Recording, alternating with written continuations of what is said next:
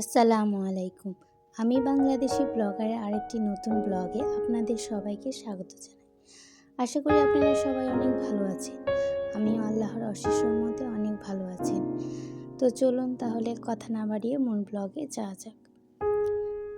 আজকে সকালে ঘুম থেকে উঠে রুটি আর মুরগির মাংস দিয়ে নাস্তাটা করে নিচ্ছি। নাস্তা করতে করতে আমার একটা কথা মনে পড়ে গেল। আমার এই ভিডিওটি না টেনে দেখার আপনাদের কাছে আমার অনুরোধ রইল। আশা করছি আপনাদের কাছে অনেক ভালো লাগবে।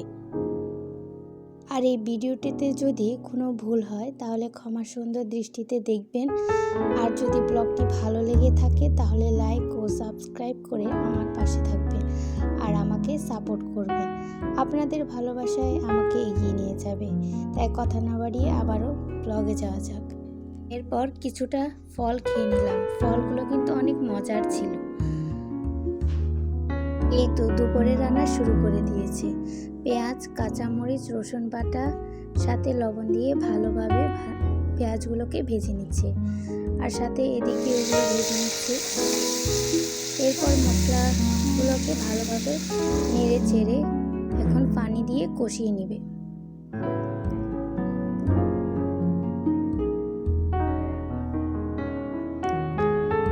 এই তো পানিগুলো কষানো হয়ে গেছে। এরপর লইট্টা মাছগুলো দিয়ে দেওয়া হয়েছে। এই তো লইট্টা মাছ হয়ে গেছে, সাথে ধনিয়া পাতা দিয়ে নামিয়ে নিচ্ছে। এরপর মিক্স সবজি রান্না করা হয়ে গেছে।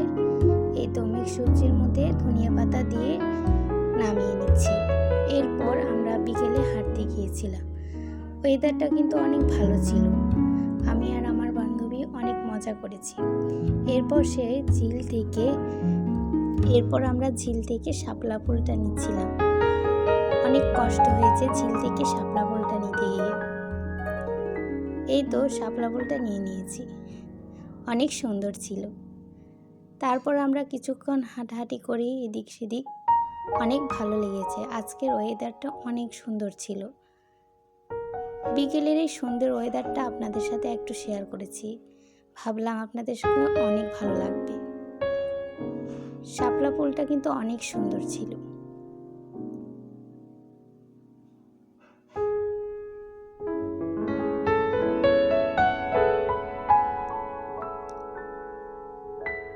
মেঘলা ওয়েদার অনেক ভালো লেগেছে আমাদের কাছে।